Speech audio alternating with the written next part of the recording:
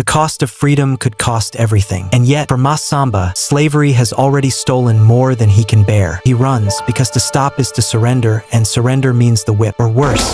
1759, on Mauritius Island, meet Masamba. His wife has just been swallowed by the sea, her final breath carrying a desperate prayer, urging her husband, Masamba, to never stop fighting for their people. But there is no time to mourn. The chains of slavery do not wait. On the plantation, Eugene, the ruthless owner, rules with an iron fist. With only 2 weeks left until harvest, he orders Masamba to oversee the other slaves, calling him Cicerone instead of his real name, a mockery that earns him suspicion from his fellow captives. And just like that, Masamba is placed in an impossible position. That night, Masamba teaches his daughter, Maddie, how to read and write in secret. She interrupts, sharing a dangerous idea, escaping to Fabumi, a legendary village where runaways live free. But Masamba dismisses it as a myth, too afraid to hope. Reality strikes hard the next morning. Another slave is caught trying to escape. For a first attempt, the punishment is a burning brand seared into her back. A second attempt, mutilation. The third, death. Masamba is forced to translate these horrors, as a man's ears are sliced off before his eyes. This is their reality. There is no mercy here. Masamba holds his daughter close as she sobs, shaking after being abused by a guard. Her fear turns to fury. "We have to kill them all and run," she says. But Masamba refuses. He calls her Colette, trying to make her fit into the colonizer's world, believing it's the only way she might survive. But Maddie doesn't want survival. She wants freedom. This moment is heartbreaking. Masamba thinks he's protecting her. Soon after, Masamba is summoned to the main house. The governor is visiting, and they want Masamba to translate. When asked if black people should be freed, Masamba, terrified, gives the answer they expect, that black people exist only to serve. But his mere act of looking up offends the governor. Eugene is enraged. He strips Masamba of his privileges, forces him to cut cane with the others, and takes Maddie away. That night, despair drives Maddie to attempt the unthinkable, but Masamba stops her. Moments later, chaos erupts. Dogs bark, guards scream, and Maddie is gone. She has escaped. At dawn, Eugene calls in a notorious slave hunter, Madame la Victoire. She arrives with her vicious sons, Joseph and Baptiste, and wastes no time. They drag out Maddie's friend Ruba, who is pregnant, and whip her feet until she gives up the truth. Maddie is headed for Fabumi. The hunt is on. Meanwhile, Masamba suffers relentless torture, whipped and locked in a tiny cell with a muzzle over his face. But hope comes in the dead of night. Ruba sneaks in, frees him, and he vanishes into the darkness. In the jungle, the hunters close in. Victoire finds traces. Masamba, bleeding and exhausted, fights to break free from his muzzle. With sheer will, he smashes the lock against a rock and breathes freely for the first time in days. Now he must find Maddie. As he walks carefully through the trees, he hears a noise and quickly turns. A black man named Kabidi steps out from the shadows and signals for him to stay quiet. Nearby, woman holds her baby close, fear in her eyes. Together, they hide in the bushes from Victory's group. The hunt turns deadly. Victoire's group stumbles upon a mother and her baby hiding.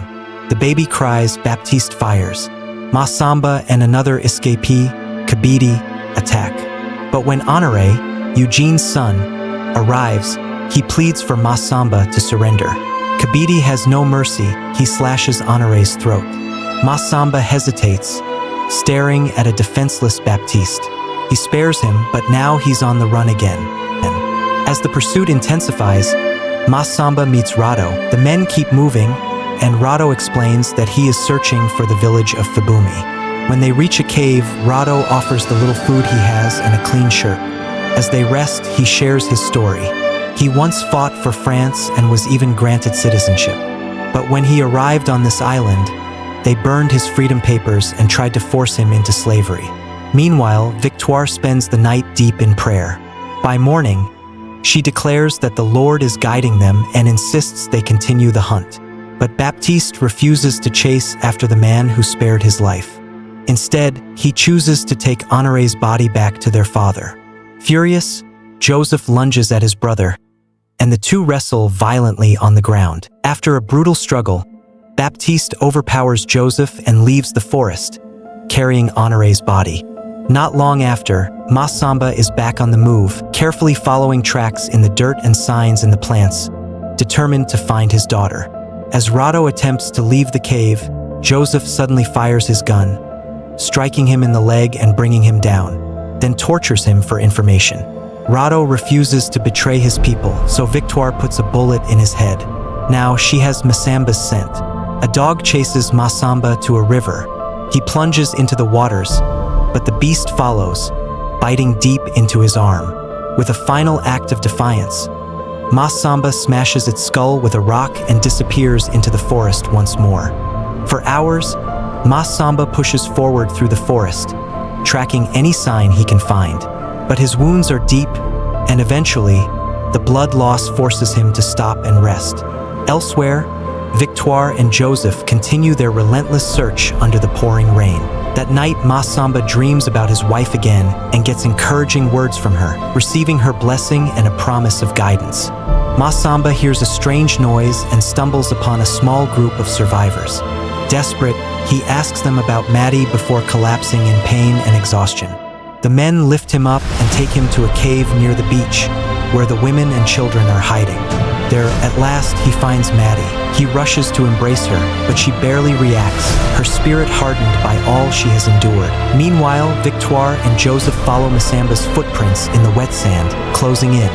Forced to hide again, Maddie whispers that she's tired of running. Massamba nods. He knows they can't keep fleeing forever. It's time to fight. Massamba performs an ancient ritual, praying for the strength to end this once and for all. As night falls, Victoire and Joseph set up camp. A sudden noise cuts through the silence. Victoire pushes Joseph down just as a blade swings past them. They grab their weapons, struggling to see in the darkness. Joseph hears movement and fires his gun. The flash reveals his position. Massamba strikes, slashing Joseph before vanishing. Joseph falls, groaning in pain. Victoire kneels beside him, watching him suffer. She stabs him, ending his pain. She hides behind a tree, then steps out when she spots Massamba nearby. Using the lightning as cover, she moves quietly and fires, hitting his shoulder. She pulls out her knife to finish him, but when she looks again, he's gone. A sound behind her. Before she can turn, Massamba's blade sinks into her back, then falls dead. That night, Massamba dreams of his wife killing Eugene with a spear. Morning comes and Maddie wakes him. He tries to walk but is too weak. He stumbles and collapses. Maddie cries for help. A group of escaped slaves appears. Seeing Massamba hurt, they carry him as they continue their journey. After hours of walking, they reach Fabumi. A healer applies medicine to Massamba's wounds, praying over him. His pain fades and he regains his strength. That night, the villagers welcome them. They talk about their past. Some were born here, others were stolen from Africa. Massamba speaks of his home and his wife, who died rather than be a slave. Maddie remembers her mother's stories and how she smiled at her before dying. The next day, as Maddie bathes in the lake, she looks up. Her mother stands on the shore, watching her. Then she vanishes. That night, fire appears in the distance. The hunters are coming. Gunshots ring out as the white men attack, capturing some. The rest run, reaching the edge of a cliff with no way forward. The hunters close in. A translator speaks. The governor promises to spare them if they surrender. Massamba looks at his daughter. Then he turns to the others. I want a life with no chains, no masters. Maddie starts singing. One by one, the villagers join in, voices rising against the storm. Then, hand in hand, they leap into the abyss, choosing freedom over bondage. Massamba and Maddie's story would never be forgotten. In the fight for freedom, they chose dignity over oppression. And though they fell, their defiance became a legend, one that would inspire generations to come.